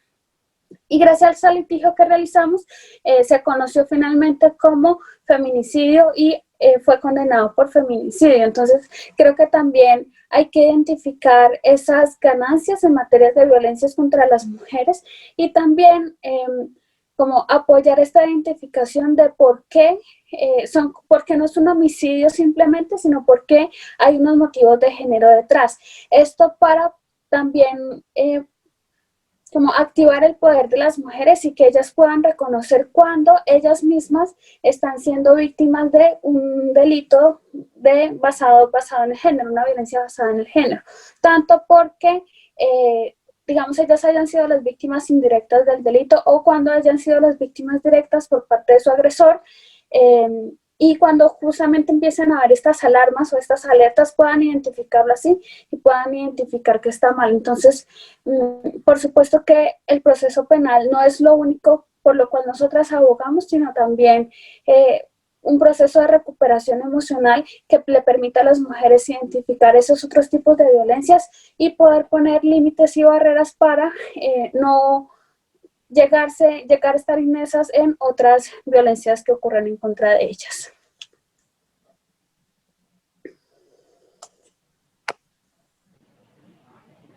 Listo, Diana. Bueno, yo quiero aprovechar la pregunta como para tocar unos temitas ahí, o sea, me voy a ampliar en otras cosas, pero tratando de responder la pregunta. Es cierto, digamos, hay investigaciones que se han hecho con víctimas, no solo de delitos relacionados con género. Perdón, esto me está como pitando. Aquí estoy, listo. Sino también en todo tipo de delitos, y es, de verdad, ¿qué tanto las víctimas quieren la prisión? Y, digamos, en un primer momento, sí, piden prisión, pero luego investigando más, se puede entender que muchas víctimas piden prisión porque es la única alternativa que les da el Estado. Es decir, si yo soy víctima y el Estado me dice, o que el tipo siga suelto o lo metemos a la prisión, claro que yo quiero que lo metan a la prisión, es que me da miedo. Y es que además, ¿por qué se va a quedar sin que pase nada? No, no es justo. Pero si hubiesen alternativas reales, si pudiésemos escoger entre un abanico de opciones, lo que muestran las investigaciones es, las víctimas en el fondo no son tan punitivas. Las víctimas quieren entender qué pasó, las víctimas quieren protección, por supuesto, quieren y necesitan reparación, no solo económica, reparación en muchos términos, y por eso, digamos, la justicia transformativa o la justicia restaurativa y sus propuestas son tan importantes, porque nos empiezan a dar otras opciones. Aquí, pues, digamos, no alcanzamos a abordar ese tema, pero yo sí quisiera invitarlas también a mirar esas opciones y a pensar de nuevo, sí, utilicemos esto mientras tanto, pero eso nos genera muchos problemas también, ¿sí? En términos sociales, en términos humanos, porque cuando vemos a esa víctima que pide prisión, le dan esa prisión, pero luego la seguimos, no nos quedamos solo en ese momento, uff, qué descanso, lo detuvieron. Sí, qué descanso. Sino que hacemos un seguimiento de qué pasa años después, vemos que las víctimas se sienten insatisfechas. ¿Por qué? Porque finalmente no fueron reparadas, sus necesidades no fueron cubiertas, sí, quedaron con un montón de problemas también, fueron muchas veces revictimizadas en el proceso penal, que sabemos que ese es también un asunto bien delicado, y luego esa persona sale y sigue siendo una amenaza, igual o peor que como era antes.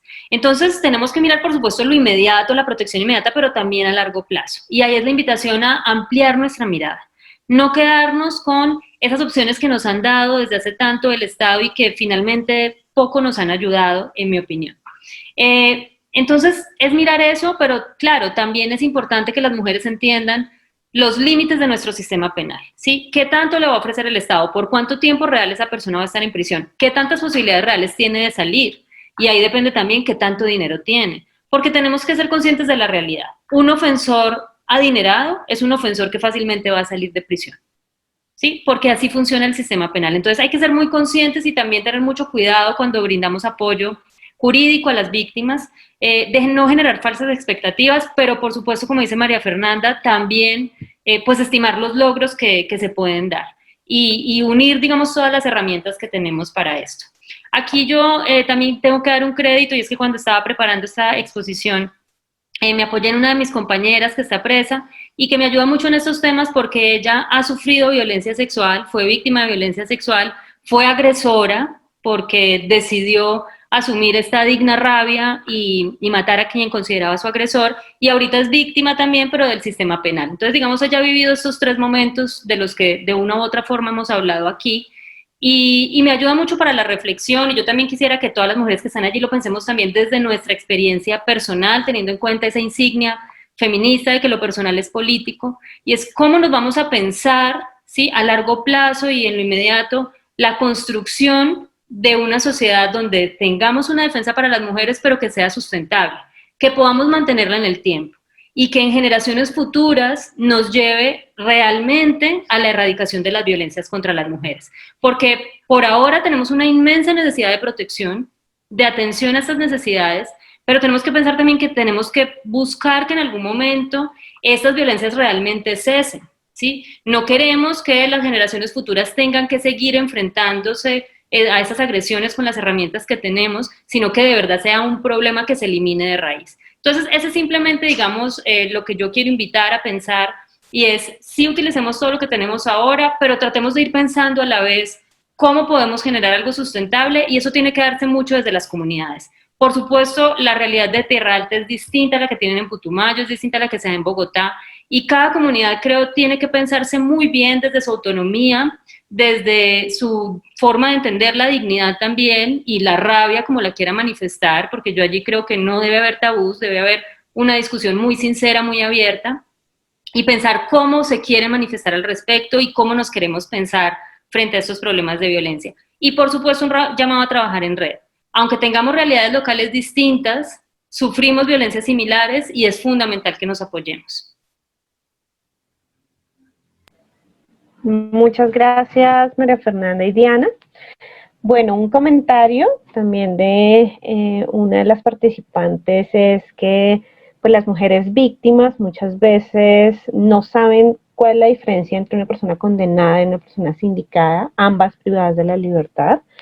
Y en estos casos, cuando no hay acompañamiento psicosocial, pues es importante que el acompañamiento que tenga, incluso casi que el llamado también sería que las mismas autoridades le hablen a la víctima en estos casos, no solamente al agresor como, digamos, el centro del proceso penal, sino también a la víctima, de estos efectos, de estas posibilidades, y que la víctima tenga claro desde el primer momento esta es cuestión pues para prevenir el aumento de estas afectaciones a la hora de acceder a la justicia. Muchas mujeres también lo hemos visto en los casos cuando se dan cuenta que, digamos, el resultado final de un proceso pues normal, penal, es la prisión, pues se asustan muchísimo y sienten un poco que no era un escenario que tenían contemplado cuando iniciaron esta ruta a veces tan larga.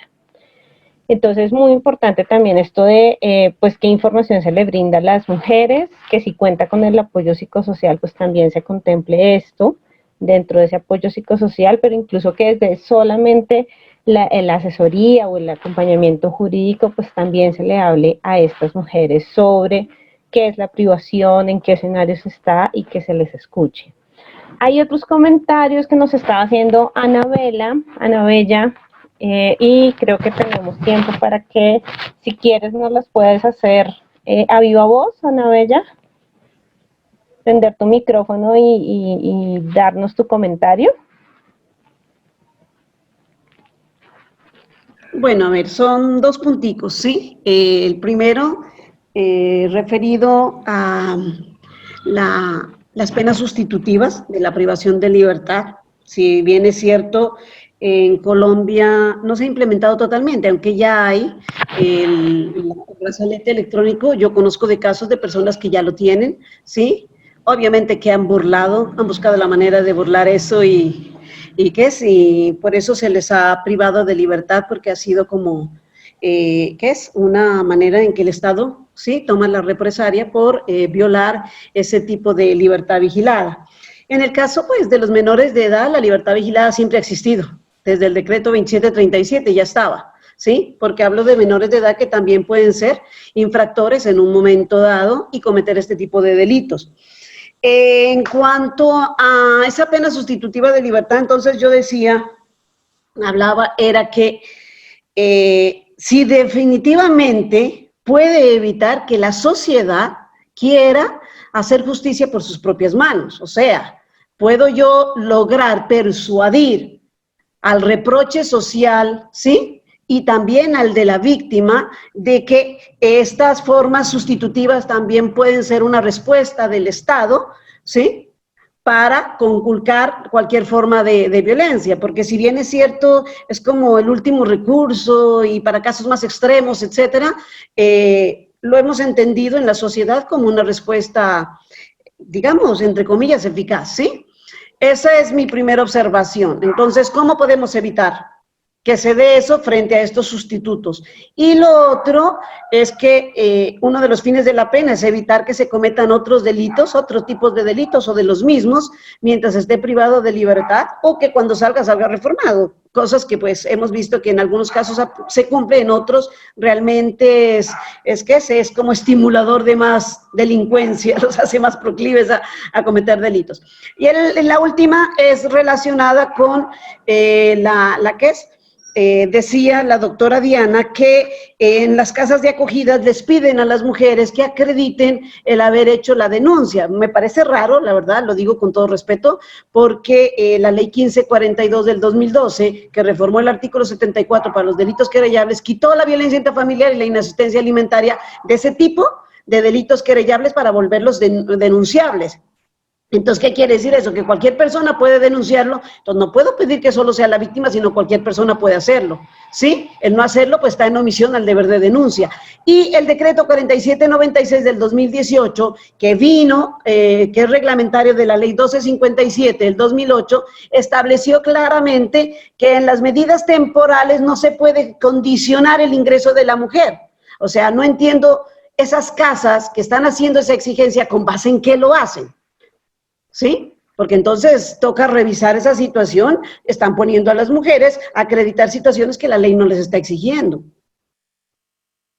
¿Sí? A eso es a lo que me refiero. Entonces hay como que revisar qué está pasando allí para que las mujeres puedan acceder sin ninguna dificultad y obviamente la atención sea como se pretende, inmediata y oportuna.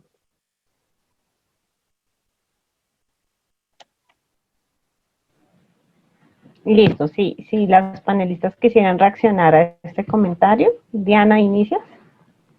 Sí, gracias. Sí, Ana Bella, tus comentarios todos muy oportunos. Voy a dejarle algunos a María Fernanda y me voy a centrar primero en el último. Y tú tienes razón, no tiene ningún sentido, ¿sí? Si miramos la sistemática jurídica, que a las mujeres se les pida esto.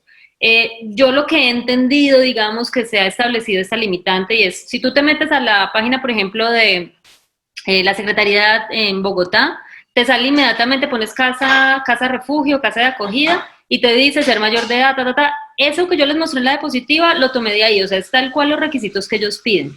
Por supuesto, eso no está justificado, pero el problema es que tienen muy poquitos cupos. Entonces, de alguna manera la lógica es, si no ponemos esta limitante, esto no damos abasto. De hecho, no dan abasto ni siquiera poniendo esa limitante. Entonces, realmente las mujeres en Colombia no contamos con casas refugio. Pues sí contamos, o sea, hay unas poquitas, pero no es suficiente. Estamos hablando solo en las principales ciudades, una cantidad insuficiente, y en las regiones, pues mucho menos. No sé si en los municipios de los que ustedes son haya algo así, pero sería fundamental que el Estado garantizara esto en cada uno de los municipios del país y, por supuesto, como tú lo dices, una atención inmediata, porque por eso es que sirven, por eso en otros países funcionan, porque la mujer llega inmediatamente y le abren las puertas, ¿sí? Si no, pues pierde toda su utilidad. Pues, digamos, ayuda a algunas personas que logran acceder, les brinda una atención interdisciplinaria importante, asesoría, apoyo psicológico, un plan de vida, pero esto debería ser un mecanismo de protección inmediata para cualquier mujer sin ningún requisito, y tú lo estás sustentando muy bien jurídicamente. Y frente al tema de que la comunidad, digamos, no se sienta satisfecha con una medida distinta a la privación de la libertad, claro, por eso yo digo, esto hay que trabajarlo a nivel cultural, y con las comunidades.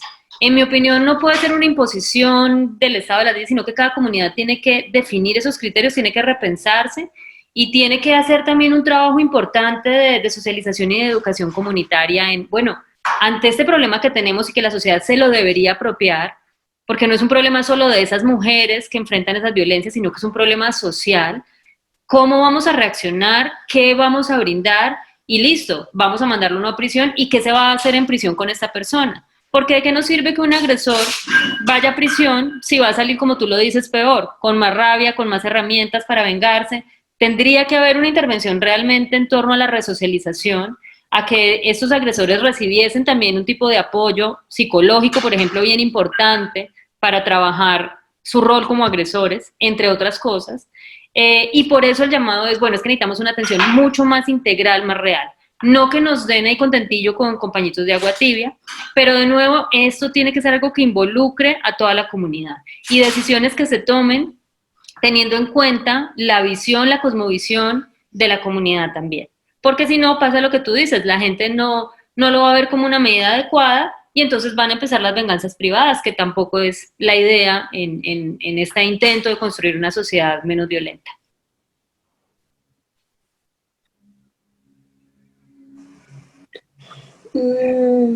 Estaba pensando dos cosas. Uno, como Diana nos mencionaba algunos limitantes de los hogares refugio, los hogares de paso, y que fue algo que sacó literal de una de las páginas, creo que la Alcaldía de Bogotá, donde se mencionaba que solamente podrán acceder a estas las mujeres que sean víctimas de violencia intrafamiliar. Sin embargo, el artículo 18 de la Ley 1257, como primera medida de protección, establece la posibilidad de la existencia de casas refugio, que además no son solamente para la mujer, sino también para sus hijos. Entonces, y de hecho, en uno de los reglamentos del Ministerio de Justicia establece que para la adopción de las medidas de atención como la casa refugio en materia de violencia intrafamiliar es requisito que exista una medida de protección, que eso por supuesto es un obstáculo a la prevención especial reforzada a la que tienen derecho las mujeres. Y estaba pensando también en esta pregunta de Anabela sobre pues cómo hacer que no exista justicia por propia mano, y es que antes de la existencia de la justicia están las medidas de prevención. Y en ese sentido también ahí comparto mucho más la posición de Diana, y es que en efecto se pueden buscar medidas de prevención comunitarias donde no sea necesario la existencia de la violencia, sino que ante signos o síntomas o alertas de violencia, la comunidad pueda reaccionar, y que esa reacción no necesariamente es con una confrontación directa de pase por encima de mi cadáver si le va a golpear, sino que inclusive desde las teorías feministas, las geógrafas feministas identifican algo que es la vigilancia natural, y es que cuando un agresor está exaltado, simplemente con que haya otra persona mirándolo, o sea, se puede quedar quieta, inmóvil, pero que está mirando, el agresor ya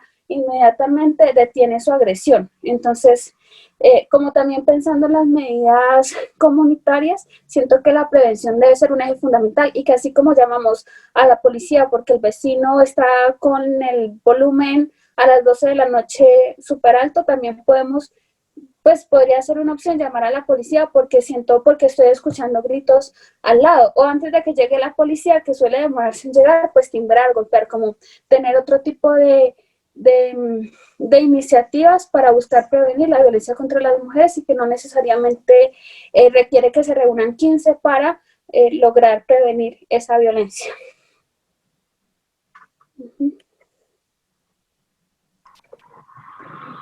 Gracias. ¿Puedo agregar algo? Dale, Anabela. A ver, adelante. algo así sencillo. Lo que pasa es que así como han obtenido tal vez la respuesta o el deseo de algunas mujeres de que se busque otra respuesta por parte del Estado, también he escuchado a muchas víctimas donde efectivamente desean que se haga la privación de la libertad como una medida de reparación a sus derechos vulnerados. Entonces, mi pregunta va a esto. En un caso en particular, una mamita me dijo a mí en un feminicidio, me dijo muy claramente que para ella, la justicia ¿sí? Se traduce en la privación de libertad y que solo cuando lo vea privado de libertad efectivamente iba a sentir que su hija, ¿sí? Fue dignificada dentro de ese proceso, ¿correcto? Y que renunciaba a cualquier reparación económica porque lo único que quería es que se imponga una pena ejemplar para esta persona. Así como ella, hay muchas víctimas. Sí es cierto, necesitan de educación, necesitan de una transformación cultural, de empezar a hablarse con otro discurso. Yo estoy de acuerdo con eso, ¿sí? Pero el problema es que nuestras víctimas en este momento, ¿sí?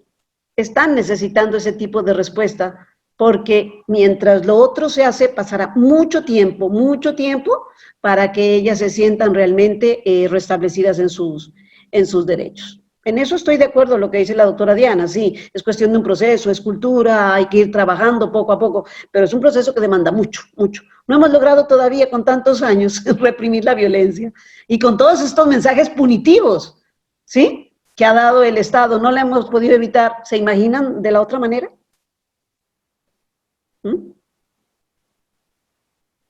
Sí, Ana Bella, tú tienes razón y yo por eso digo, claro, y mientras tanto, pues están ustedes allí apoyando a estas mujeres para tratar de que consigan esto.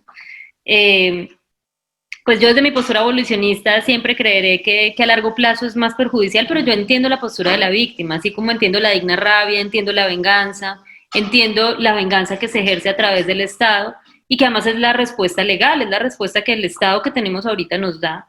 ¿Y quiénes van a recibir esto? Pues las personas cuyos agresores no sean muy poderosos, porque lo que sí es una realidad es que el sistema penal no está diseñado en ninguna parte del mundo, ¿sí? No es una excepción, sino que no está pensado para atacar a las clases poderosas, salvo casos excepcionales que son solo como para disimular. Entonces sí, habrá algunas víctimas que con mucho esfuerzo además y con acompañamiento logren obtener ese deseo, digamos, de restauración o de vindicación a través de la justicia penal, a través de la prisión, y habrá muchas otras que desafortunadamente no, porque así está diseñado el sistema. Pero entiendo la postura y, digamos, lo que sí creo que tiene que ser muy importante es no respetar ese sentimiento de esas víctimas, ¿sí? Porque yo creo que una víctima, por la posición en la que está, por lo que ya sufrió, no es a la que tenemos que atacar diciéndole, no, no haga eso. No, tenemos que respetar lo que sea su visión. Si es que se quiere vengar, si es que quiere dinero, si es que quiere cárcel, ¿sí? Porque pues ella es una víctima. Y ese dolor y todo ese sufrimiento que generó, toda esa pérdida de poder que le genera la victimización, pues, digamos, la legitima para sentir todo esto. Pero tenemos también que apoyarla en su empoderamiento, ¿sí? Bueno, sí, ahí está el castigo, pero ¿y cómo va a responder usted a todas sus otras necesidades? Eso le puede dar tranquilidad, bien, le puede dar una sensación de justicia, eso es muy importante, y también hay que mirar sus otras necesidades, y como tú dices, lo otro son procesos muy lentos. Si los tenemos en cuenta, creo que estamos muy bien porque no estamos perdidas, estamos tratando de generar una conciencia mayor, pero eso no quiere decir no respetar esas necesidades de la víctima, que pueden ser los que sean, incluyendo esa necesidad de castigo. Y tú tienes razón, eso es lo que nos encontramos. Ahora no hay que llenarlas de expectativas, porque si el ofensor es alguien poderoso, va a ser bien difícil que obtenga esa justicia que quiera. Y no va a ser un caso excepcional y no va a ser culpa de quienes hagan el acompañamiento jurídico, es porque el sistema penal en Colombia y en todo el mundo está diseñado de esa manera. Ok, gracias. Y en eso tienes razón. A veces hay batallas perdidas de entrada. Mafe, ¿te gustaría comentarnos algo sobre esto? Listo. Pero tampoco quisiera, qué pena, yo tomo aquí la palabra un minutico, como que fuera un mensaje desesperanzador. Es decir, yo creo que la realidad es muy importante, verla como es, ¿sí? No ilusionarlos, pero eso tampoco nos tiene que quitar la esperanza. Porque tenemos muchísimas otras cosas, tenemos muchos procesos muy importantes y ustedes lo saben incluso mejor que yo porque ustedes trabajan día a día con las víctimas. Todo ese poder que tienen, toda esa fortaleza, es también algo muy reconfortante y es algo que hay que valorar y que hay que ayudar a analizar. Yo creo que cuando estamos en cualquier posición de colaboración con la comunidad, con las mujeres, cualquier tipo de empoderamiento lo tenemos que rescatar, ¿sí? El que sea. porque solo a partir de ahí vamos a poder lentamente empezar a generar unos procesos de transformación que nos lleven a algo muy distinto de lo que tenemos ahorita y que es lo que todas soñamos, creo yo. Y una de sus organizaciones, se me fue el nombre en este momento, pero el mismo nombre lo dice, esperen que por aquí lo tengo, Abrigando Sueños, pues es eso, ¿no? O sea, esos sueños hay que abrigarlos a pesar de todas las tormentas que lleguen y los quieran destruir, porque pues eso es en últimas lo que nos queda y la solidaridad que tenemos entre nosotras. Bueno, muchas gracias entonces a María Fernanda Vargas, a Diana Restrepo Rodríguez, a las participantes. Yo solamente cerraría con 3 conclusiones de toda esta charla. La primera es que pues en la privación de la libertad es importante que contemplemos todo este marco jurídico que ya conocemos, del cual podemos apoyarnos y sobre todo que puede ser una respuesta al riesgo que enfrentan las mujeres en estos casos de violencia, pero que también es un llamado a pensarnos en otras posibilidades donde se conjure este riesgo, haya una reacción estatal que también es muy importante para las mujeres, pero que quizás pueda ser menos dañina, incluso en estos casos que veíamos donde la misma mujer teme que la privación de la libertad empeore su situación o su contexto. La segunda conclusión es que, bueno, la privación una vez realizada, sea ya por la pena que se le impone después de un proceso judicial, o sea como una medida de prevención, cuando es medida de aseguramiento, pues es importante tomarla como un tiempo para reaccionar o disminuir ese riesgo, es decir, que es algo temporal. Quizás, claro, cuando es una pena podrá ser más largo, pero en todo caso es temporal, no es eterno. Hay permisos, hay razones por las cuales puede salir la persona y es importante que esta mujer tenga unas herramientas para reaccionar porque pues no se puede pedir al Estado una privación indefinida, una pena perpetua a cambio de que esta mujer pueda vivir y ejercer sus derechos. Y finalmente, pues que esta construcción de mecanismos para enfrentar el riesgo que enfrentan las mujeres que son víctimas de violencia, pues nos llama a una construcción colectiva, una construcción comunitaria, incluso familiar muchas veces, de cómo llamar a lo que sucede como violencias, de cómo identificar el riesgo de las mujeres. Recordemos que lo que les pasa muchas veces a las mujeres no es una sola historia, muchas veces la nueva pareja es de nuevo un agresor, entonces lo más importante es que se asegure que la mujer cuenta con herramientas y que su contexto y su red también tienen unas herramientas para que precisamente ese mundo libre de violencias contra las mujeres pues pueda irse construyendo poco a poco. Con esto cerraríamos este segundo espacio. Muchas gracias y les invitamos a prender sus cámaras un momento solamente para despedirnos, para vernos y para tomar la foto grupal.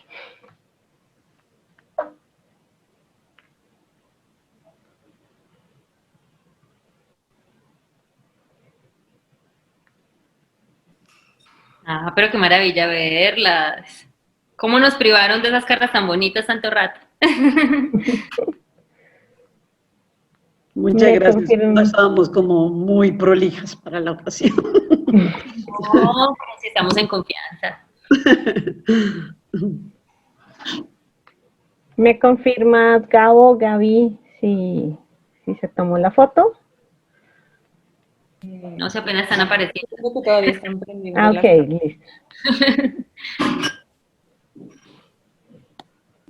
Listas, sí. Si todas están divinas. Migdonia, te conectaste, Mafe. Qué rico verlas. Nidia. No, eso, ya te vemos, Nidia. A ver, la última.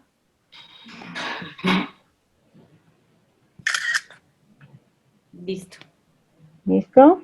Muchas gracias a todas, que pasen una buena noche y recuerden que siguen nuestros encuentros, nos volveremos a ver el 19 de octubre. ¿Listo? Gracias. Buenas noches para todas. Gracias a Sí, gracias. Buen descanso. Buenas noches. Estén muy bien, chao. Gracias. Un abracito. Buenas noches. Buenas noches.